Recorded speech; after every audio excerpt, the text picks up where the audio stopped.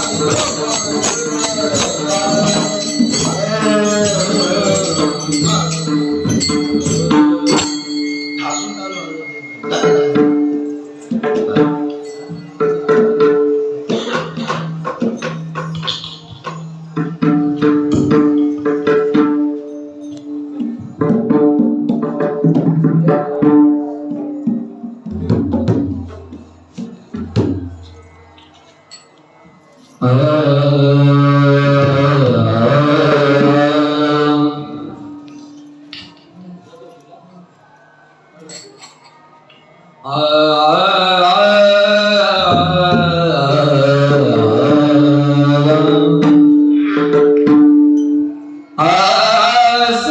तुझी जाना लागे, संत तुझी जाना लागे, संत तुझी जाना लागे, संत तुझी जाना लागे, संत तुझी जाना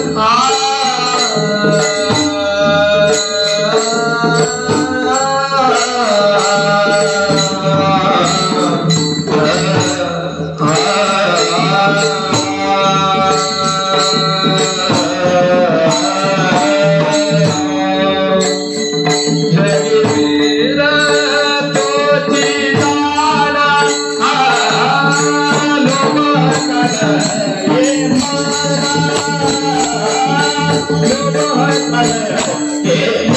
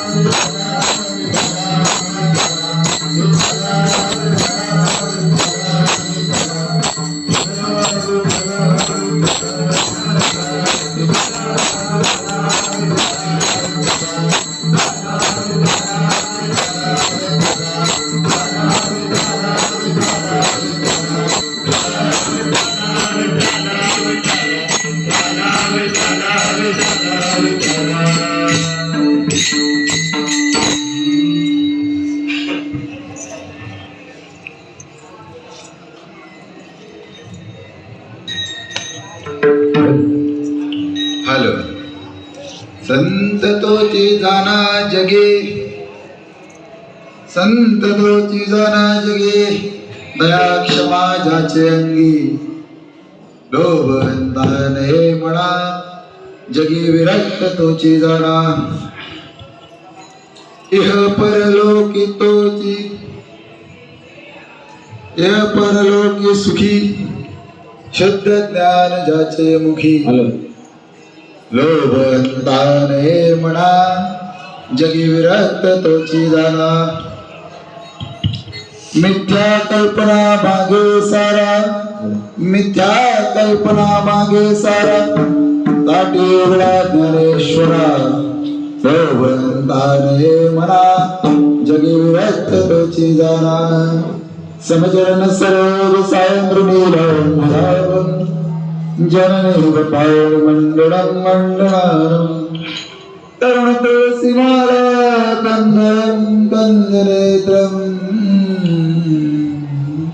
सदैवलहासं विठ्ठलं चिंतयामि. पांडुरंगा करो प्रथम नमन, पांडुरंगा करो प्रथम नमन, पांडुरंगा करो प्रथम नमन, पांडुरंगा करो प्रथम नमन.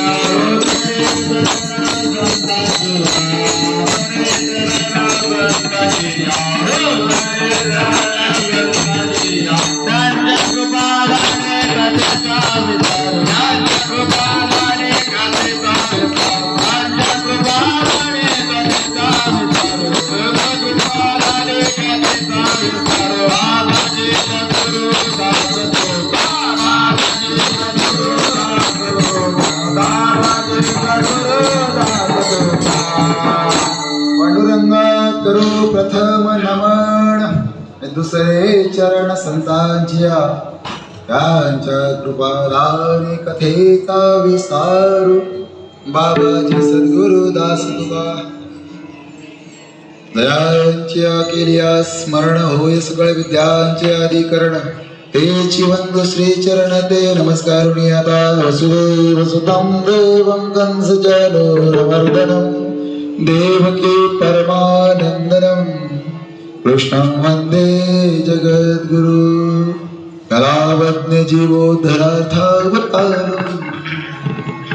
कलाकांड तेजो कामोदिवक्त्रं, कलाधीशवादापनोदार्य दक्षं,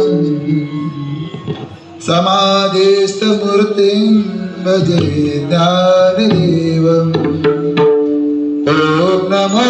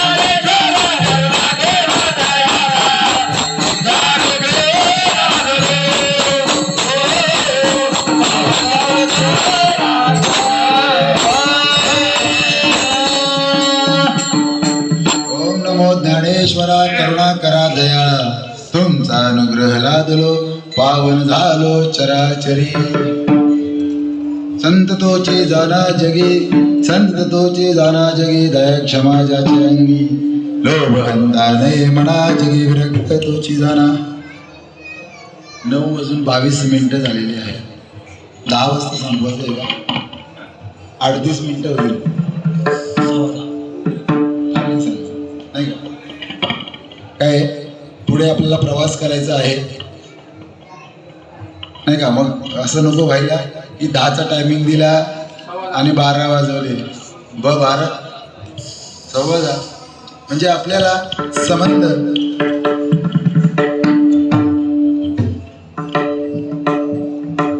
53 मिनिटांमध्ये आपल्याला सेवा संपन्न करायची. विठ्ठल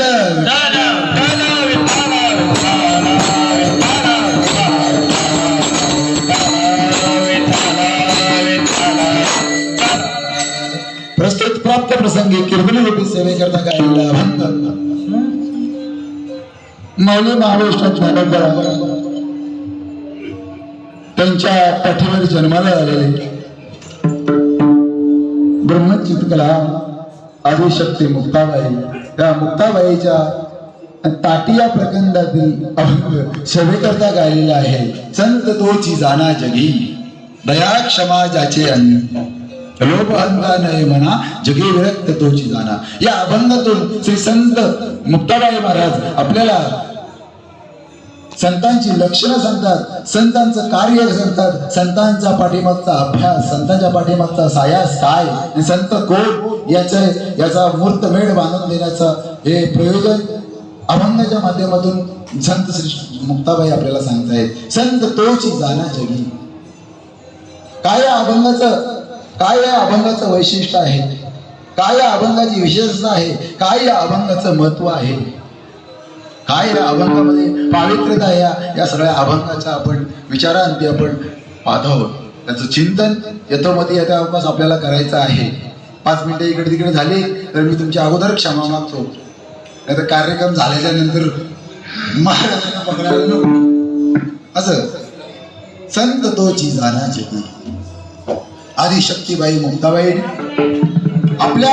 आपल्यापेक्षा वयाने ज्येष्ठ श्रेष्ठ, ज्ञानाने श्रेष्ठ असलेले, वयाने श्रेष्ठ असल्याने, अधिकाराने श्रेष्ठ असल्याने संत श्री ज्ञानेश्वर महाराजांना उपदेश करताना उपदेश काय महत्व असेल या अभंगाचं, काय प्रयोजन असेल या अभंगाचं, या अभंगामधून सांगितलं कशा करता अभंगाची उत्पत्ती झाली आणि कशा करता या अभंगाचं प्रकटीकरण झालेलं आहे. काय प्रसंग असेल.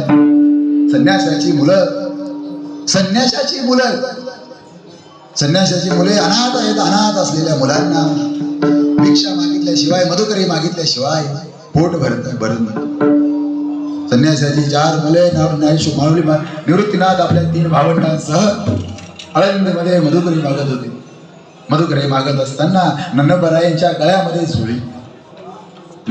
झोली असताना धावता येणार पटापट 10च्या आतमध्ये संपवण्याचा प्रयत्न करतो. चिंताच करू नका, पण डोक्यातून सगळं काढून टाका की महाराज आपला उशीर करणार नाही, 10च्या आतमध्ये संपवतील. घाबरूच नका, आपल्याला उशीर होता कामाने. फक्त डोक्यात एवढंच ऐका, एक गोष्ट, एक त्यांचं जीवनचरित्र. त्यांचं आजच्या कार्यक्रमाची विशेषता अशी की त्यांचं जीवनचरित्र आपण माहिती. हे जीवनचरित्र पाहत असताना अगदी शुद्ध भावाने, अगदी मनपूर्वक अंतःकरणाने, निर्मळ मनाने ते श्रवण करा. पाप न राहे हो, चित्तात पाप राहणार नाही, तो अंतःकरणाने चिंतन करायचे. कारण पुण्यवंत व्हावे घेता सज्जनांची नावे. ज्यांचे 16 सण संपन्न करण्यासाठी लाखोच्या संख्येने जो समाज उपस्थित झालेला आहे, त्या समाजात आपल्याला योगदान मिळाले, त्याचा भाग घेण्याची संधी आपल्या वाट्याला आलेली. आपण दैववान आहात, भाग्यवान आहात. विठ्ठल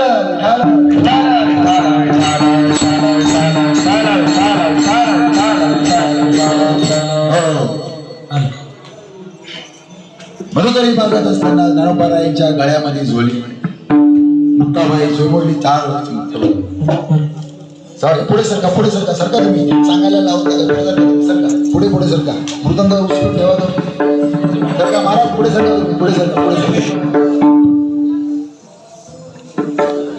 या दादा.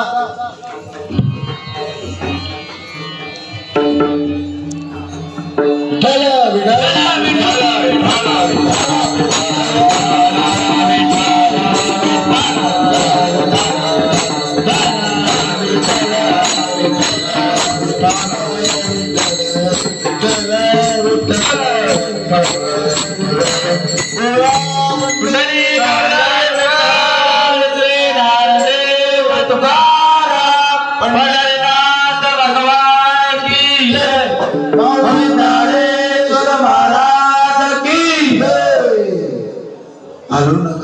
सांगायचं शांत बसा, बस हलूच नाही, शांत बसा, एकदम तसष्ट भावाने. महाराज बोलले ना, शांत होऊन बघा. आपल्या जीवनाचं, आपल्या आत्म्याचं, आपल्या जिव्हाळ्याचं असलेलं चिंतन आपण श्रवण करत आहात. तो प्रसंग बघा, तो प्रसंग डोळ्यासमोर आणा. आता आपण 750 वर्षापूर्वी पाठीमागे जाणार आहोत. तो भाव, तो विचार, तो प्रसंग आपल्या समोर आणा. माऊली म्हणतात, माऊली त्यांना.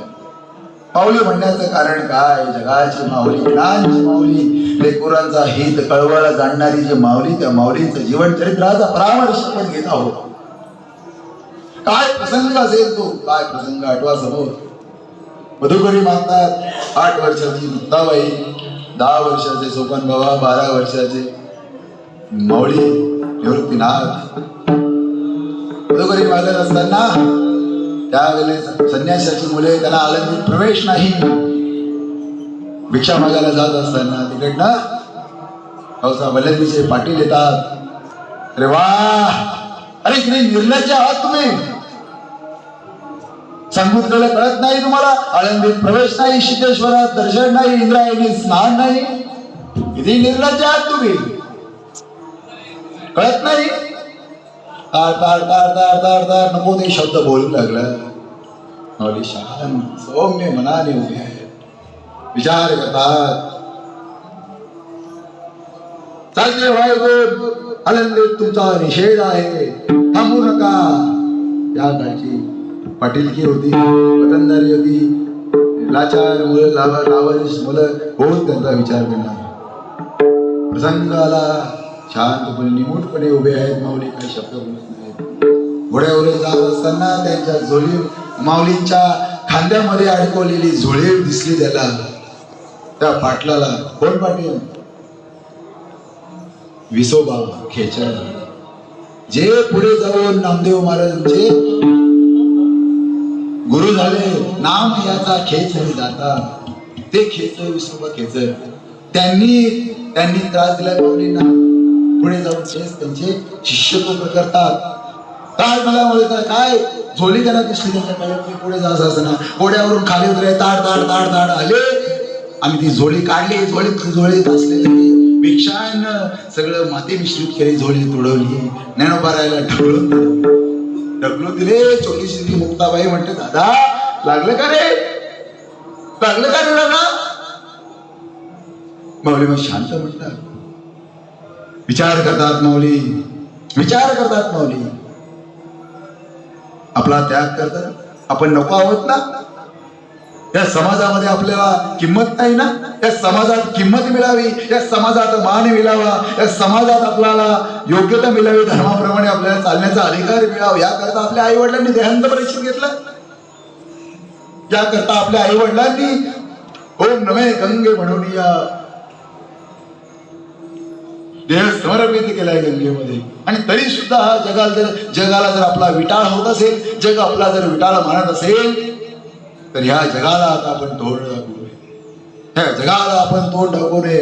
हा विचार माऊलींच्या मनात स्फुरण झाला आणि माऊली थेट निघाले.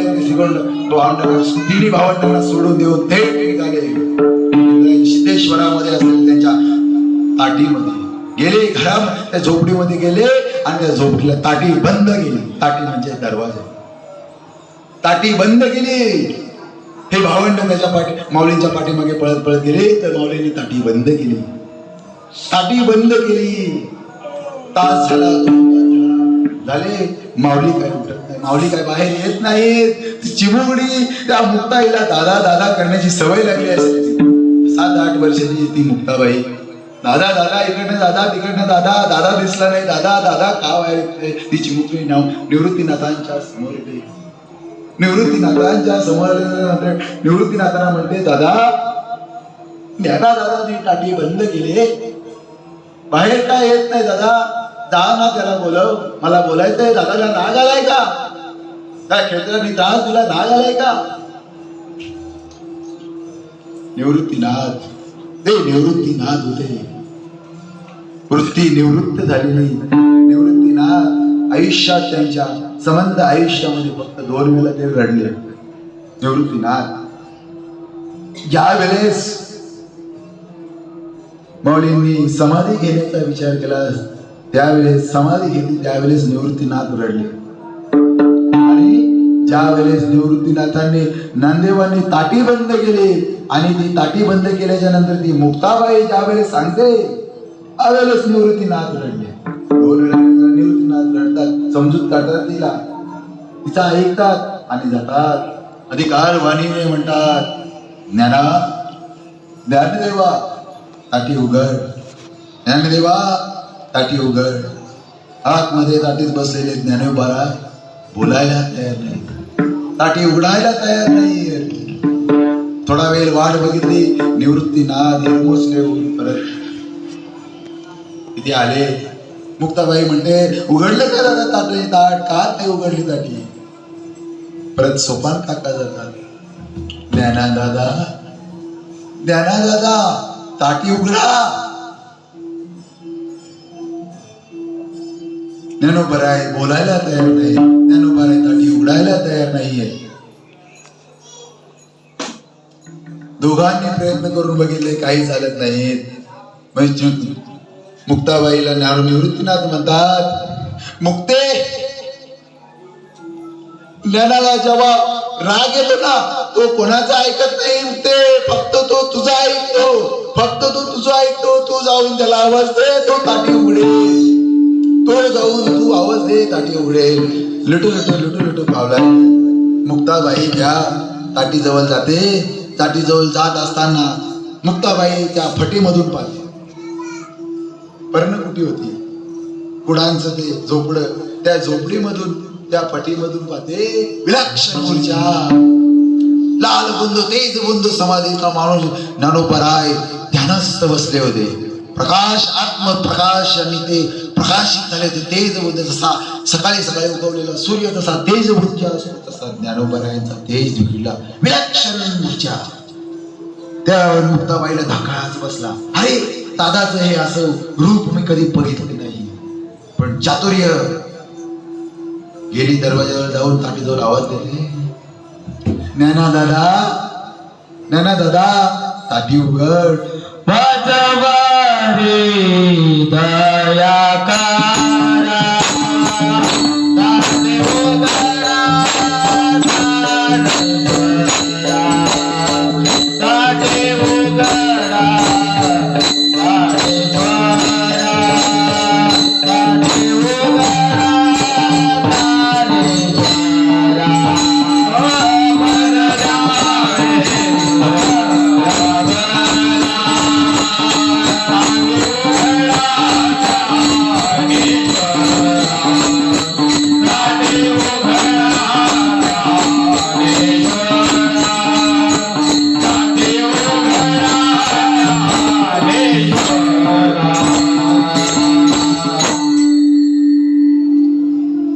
ज्ञानोबराने आवाज देते, मुक्ताबाई दादा, ज्ञाना दादा ताटी उघडा. आवाज देते ज्ञानदादा. पण जे निवृत्तीनाथांसोबत जे बोललेले ज्ञानोबराय, जे सोपान काकांना न बोलणारे ज्ञानोबराय ताटी उघडत नाही. पण मुक्ताबाईशी बोलू लागले. मुक्ताबाईशी म्हणतायत, मुक्ते, त्या जगाला आपण नको आहोत ना, त्या जगाने आपल्याला विटाळ आहे ना, याला आता ही ताटी उघडणार नाही. मुक्ते, ही ताटी उघडणार नाही. आता ही ताटी कायमची बंद. जगाला नको पाहिजेत ना आपण दिसायचं नाही जगाला, आता ती ताटी कायमची बंद आहे. मुक्ते, मुक्ताबाई होतात आदिशक्ती मुक्ताबाई. ती मुक्ताबाई, ज्ञाना दादा असं करून चालणार नाही. आपण कोण आहात स्वतःला ओळखा. समजूत काढते, वेगवेगळे दाखले देते, वेगवेगळे पुरावे देते. तुम्ही कोण आहात?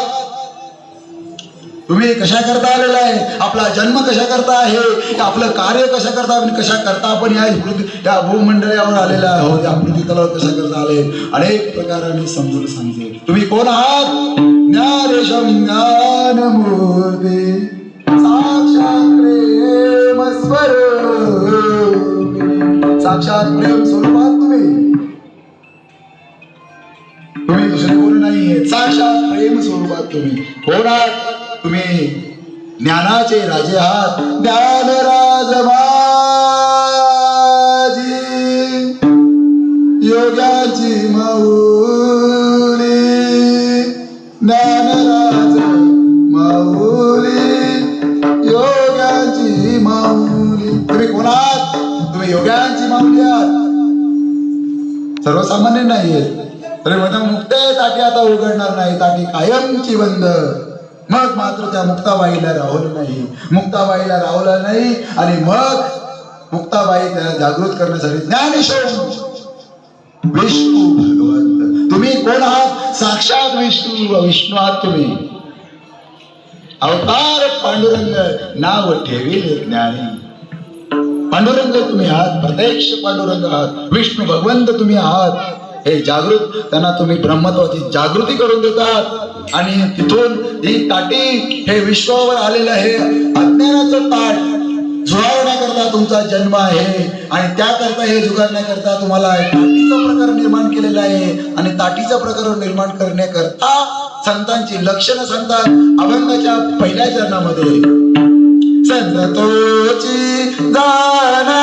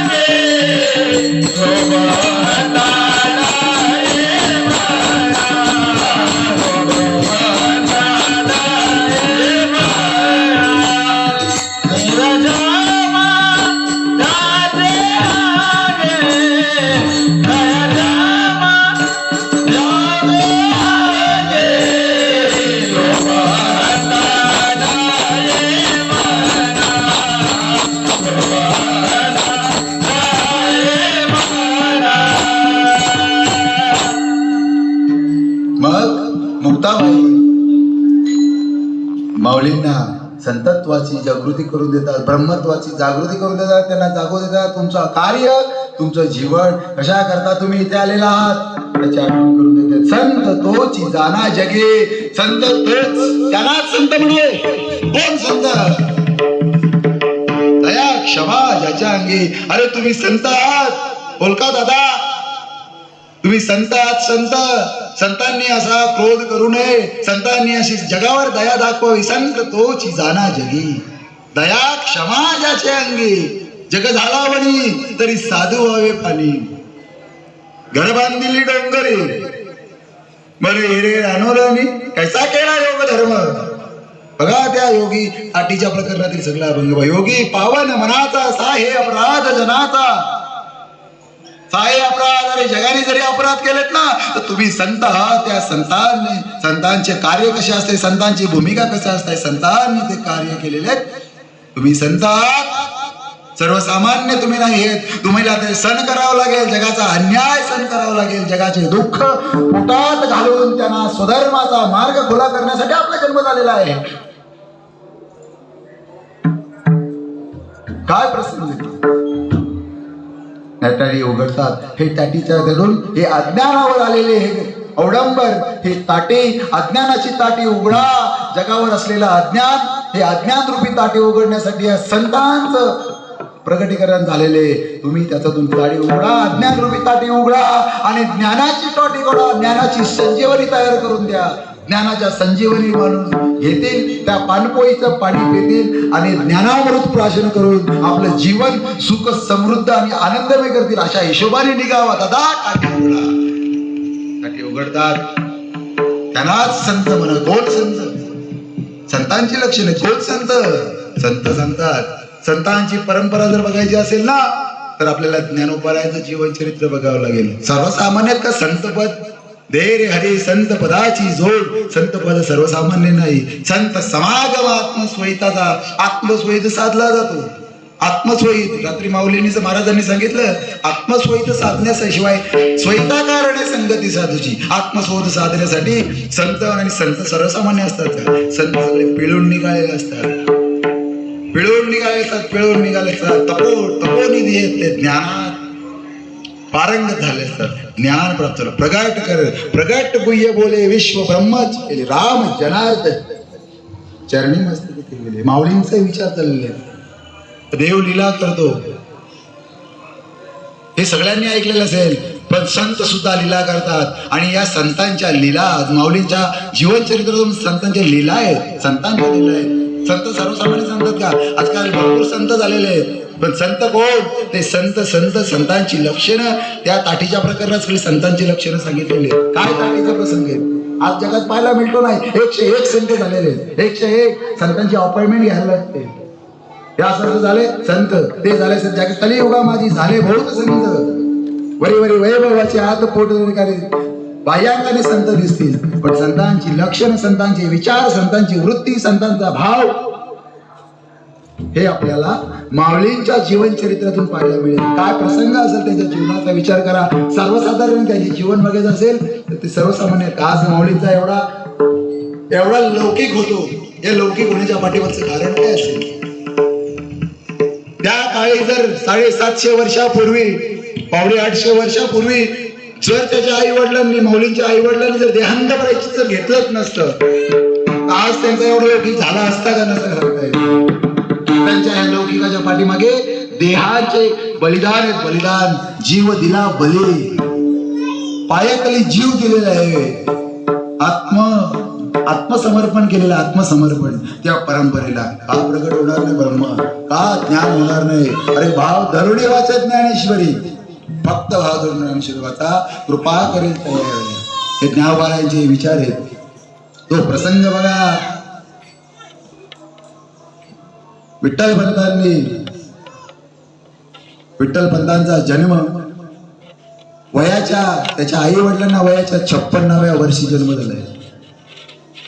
मुलगा होत नाही. या तीर्थामध्ये स्नान कर, त्या तीर्थामध्ये स्नान कर, याचं पारायण कर, त्याचं पारायण कर, वेदांचं पुरच्चरण करायचं, शास्त्रवाच, पुराणावाच, या गावी ज्या संतांना त्या संतांना भेट, असे अनेक तीर्थावर करत असताना गोविंद पंत वयाच्या 56व्या वर्षी विठ्ठल पंतांचा जन्म झालाय. विठ्ठल पंतांचा जन्म वेदावर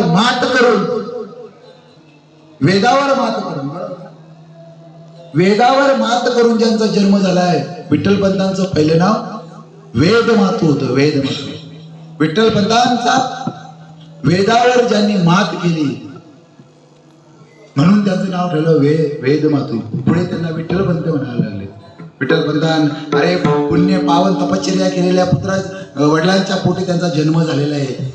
वस्ताच ज्ञानी, वस्त एकदम ज्ञानाने परिपूर्ण, 6 शास्त्र, 18 पुराण सर्व मुखोद्गोत करून, संस्कृतीचं पाठवून, गीतेचा संता गाऊन सगळं ज्ञानाने परिपूर्ण झालेले विठ्ठलपंत. जवानीमध्ये आलेले तेज पुंज गांधा विचार विलक्षण ज्ञानाचा विलक्षण तेज. ते घेऊन तीर्थयात्रेला निघाले. तीर्थयात्रा करायला कन्याकुमारीला गेले, उत्तर काशीला गेले, भूखंडात गेले, खालचे दक्षिण दिशेला गेले. सगळं भारत भ्रमण करत असताना ते आळंदीला आले. आळंदीला आल्याच्या नंतर आळंदीच्या इंद्रायणी स्नान केलं आणि पारावर जाऊन बसतात. माऊलींचं दर्शन घेतात. माऊली बाहेर निघत असतानाच पारावर बसल्यानंतर ओम नमः शिवाय, ओम नमः शिवाय करत असताना शिववंतांची नजर त्या तेजपुंज असलेल्या, चैतन्य असलेल्या विठ्ठल पंतांवर गेली. बरोबर नजर त्यांच्या विठ्ठल पंतांच्यावर गेली. बघितल्या बरोबर त्यांच्या मनाचा मीनाक्षीचा विचार आला. मीनाक्षी कोण? रुक्मिणी आई साहेबांचं पहिलं नाव, लग्नाच्या अगोदरचं त्यांचं नाव रुक्मिणी आई, मीनाक्षी होतं. मीनाक्षीला जर यांनी जर स्वीकार केला तर जोडा सुंदर दिसेल. जाऊन जवळ विचारलं, कसं काय, कुठून आलात, काय प्रवास? बाबा आम्ही आम्ही प्रवास करत आलेला आहे, आळंदीपर्यंत आलेलो आहोत. आळंदीपर्यंत आलेला त्यांना ते म्हणून सांगतात, संध्याकाळी आमच्या घरी या. घरी त्याला जेवायला बोलायचं, पुरणपोळीचं जेवण वगैरे बनवतात. चांगलं जेवण झाल्यानंतर गप्पा वगैरे सांगतात. त्या रात्रीला ते तिथेच वस्तीला राहतात. तिथेच वस्तीला राहिल्याच्या नंतर शिदोपंतांच्या स्वप्नामध्ये पांडुरंग परमार्थ दृष्टांत देतात. मीनाक्षीचा आणि विठ्ठल पंतांचा जर विवाह करावा आता स्वप्नामध्ये दृष्टांत येतो आणि तो दृष्टांत सकाळी उठल्यानंतर ते विठ्ठल पंतांना सांगतात. फास्ट सांगतो सर, तेच विठ्ठल पंतांना सांगतात अरे स्वप्न तुम्हाला पडलंय, दृष्टांत तुम्हाला दिलेला आहे, तो दृष्टांत मला दिलेला नाही. मला दृष्टांत होईल त्यावेळेस मी विचार करेन.